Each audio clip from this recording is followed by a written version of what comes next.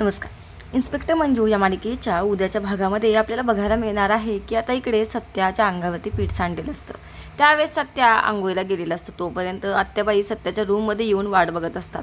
त्या म्हणतात की आता मेजर आंघोळीला गेले ते येईपर्यंत मी इथंच थांबते. आणि आता आत्याबाई सत्याची वाट बघत बसलेली आपल्याला बघायला मिळतं. सत्या बघतो तर काय आत्याबाई वाट बघत बसली असते. सत्या म्हणतो ही कशी काय इथं, आता ही आल्यानंतर मी कसा तयार होऊ. आता लगेचच आत्याबाई पाठीमागं फिरून बघते. तोपर्यंत सत्या टॉवेल डोक्यावरती घेऊन बसलेला असतो.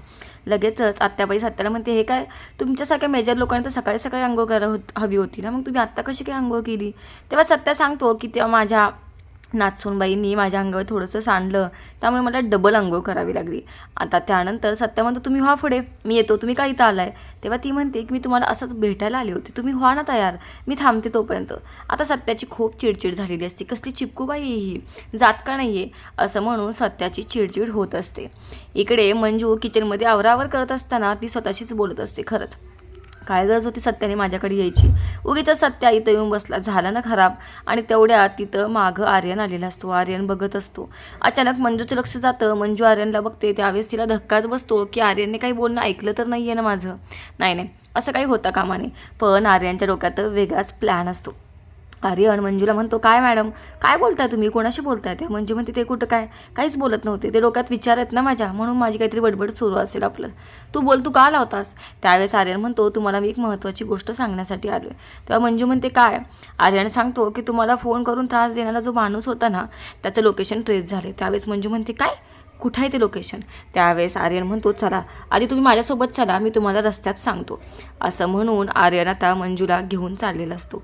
मंजूसुद्धा गडबडीमध्ये लगेचच फोन उचलते आणि आर्यनवरती विश्वास ठेवून निघालेली असते. आता इकडे आर्यनच्या डोक्यामध्ये वेगळंच काहीतरी गुपित शिजत आहे. काळं काहीतरी त्याच्या मनात सुरू आहे. तो मंजूला पुढे घालून घरातून बाहेर घेऊन चाललाय खरा, पण इकडं आर्यनच्या डोक्यात काय चालू आहे हे मात्र मंजूला माहीत नाही. गडबडीमध्ये मंजू सत्याला सुद्धा सांगायला विसरलेली आहे की ती त्या माणसाकडे चालली.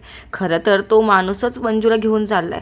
फोन करणारा माणूस आर्यन आहे हे मात्र मंजूला माहीत नाही. पण आर्यनने मुद्दामून मंजूला असं सांगितलंय की त्याला तो माणूस सापडलाय आणि त्याचा पत्ता आपल्याला मिळाला, त्याचं लोकेशन मिळालंय, चला. हा सगळा प्लॅन आहे आर्यनचा मंजूला किडनॅप करण्याचा. आता मंजूला किडनॅप केल्यानंतर जर का सत्या जिवंत असेल तर तो मंजूला वाचवण्यासाठी नक्की येणार हे मात्र आर्यनला माहिती आहे. आणि म्हणूनच आर्यनने हा प्लॅन केलेला असतो. मंजू त्याच्यावरती काही विश्वास ठेवणार नाही, त्याच्यासोबत येणार नाही, म्हणून तो माणूस सापडलाय असं खोटं नाटक त्यानं केलेलं आहे.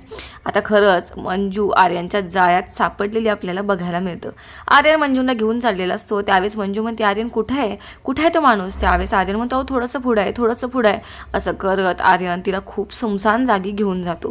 तेव्हा मंजू म्हणते काय चाललंय हे आर्यन, नक्की मला सांग खरं, तो माणूस आहे तरी कुठं, त्याचं लोकेशन कुठं आहे. आता तर पुढं सगळं जंगलच दिसतंय. त्यावेळेस आर्यन म्हणतो अहो मॅडम तुमचा माझ्यावरती विश्वास नाही आहे का, मी तुम्हाला खरं सांगतोय पुढंच आहे, झालं थोडंसंच राहिले. आता मात्र मंजू बघते तर काय तिच्या मोबाईलला नेटवर्कसुद्धा नसतं.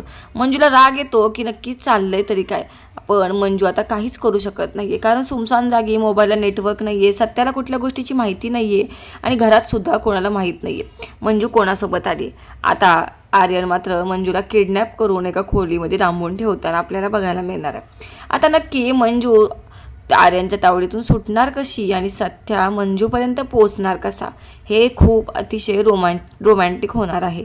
हे रोमांचक भाग बघण्यासाठी आपल्या चॅनलला आजच सबस्क्राईब करा आणि बघायला विसरू नका इन्स्पेक्टर मंजू. शेवटपर्यंत हा व्हिडिओ पाहिल्याबद्दल थँक्यू.